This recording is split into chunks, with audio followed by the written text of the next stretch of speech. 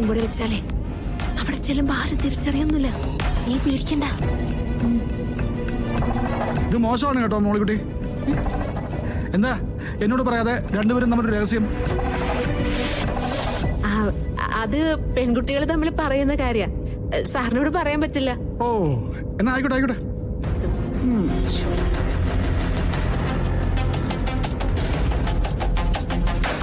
എന്ത് വേഷം മോളെ ഇത്?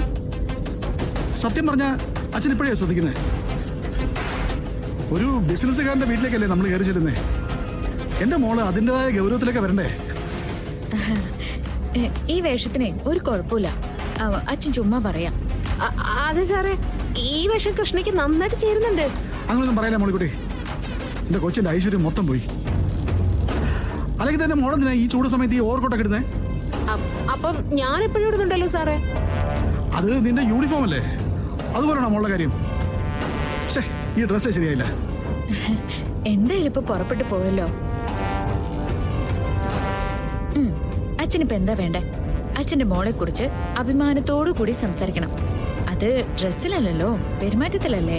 അങ്ങനെ പറയാനൊക്കെ കൊള്ളാം. പക്ഷെ നമ്മൾ ഒരാളെ കാണുമ്പോ ആദ്യ കാഴ്ചയിൽ എന്താ ശ്രദ്ധിക്കുക?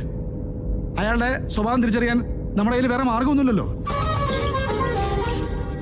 അയാളുടെ വസ്ത്രധാരണം അത് നന്നായിരിക്കണം എന്നുള്ള കാര്യം നിർബന്ധമാണ്. ഒരു കാര്യം ചെയ്യാം, നമുക്ക് ഏതെങ്കിലും ഒരു ടെക്സ്റ്റൈൽസിന്റെ മുമ്പിൽ നിർത്തി കുറച്ച് ഡ്രസ്സ് വാങ്ങിക്കാം. ഇപ്പൊ പിന്നെ എല്ലാം റെഡിമെയ്ഡ് കിട്ടുമല്ലോ. എന്താ?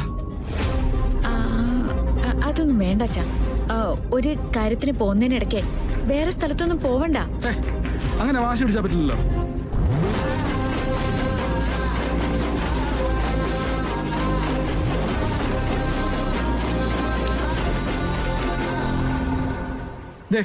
അവിടെ ടെക്സ്റ്റൈൽസ് ഉണ്ട്, രണ്ടുപേരും ഇറങ്ങിക്കോ. എന്നിട്ട് രണ്ടുപേർക്കും ആവശ്യത്തിനുള്ള ഡ്രസ്സ് എടുക്കുക. അയ്യോ വേണ്ട സാറേ. മോളക്കുടി ആടെങ്കിൽ ഒന്നെങ്കിൽ ഞാൻ പറയുന്നത് കേട്ടാ മതി. നിങ്ങൾ രണ്ടുപേരും ഇറങ്ങിക്കേ. എന്നാ പിന്നെ ഒരു കാര്യം ചെയ്യാം, രണ്ടുപേർക്കും ഞാൻ തന്നെ ഡ്രസ്സ് സെലക്ട് ചെയ്ത് തരാം. അയ്യോ അതൊന്നും വേണ്ട, ഡ്രസ്സ് സെലക്ട് ചെയ്യുന്നതല്ല ഞാൻ തന്നെ. ആയിക്കോട്ടെ, പക്ഷെ എനിക്കൊരു സെലക്ഷൻ പറയാലോ. അച്ഛൻ പറയേ. എന്തായാലും നാളെ വിഷുവല്ലേ, രജിസ്ട്രേഷൻ കഴിഞ്ഞ് തിരിച്ചു പോകുന്ന വഴിക്ക് നമുക്ക് 1-2 ക്ഷേത്രങ്ങളിൽ പോകണം. മോൾ ഇതുവരെ പോയിട്ടില്ലാത്ത ക്ഷേത്രങ്ങളിലായിരിക്കും നമ്മൾ പോകുന്നത്. അതിന് കുഴപ്പമില്ലല്ലോ. അമ്പലത്തിലേക്കാണെങ്കിലേ കൃഷ്ണയ്ക്ക് യാതൊരു കുഴപ്പമുണ്ടാവില്ല സാറേ. അപ്പൊ അതിന് പറ്റിയ വസ്ത്രങ്ങൾ വേണം സെലക്ട് ചെയ്യാൻ.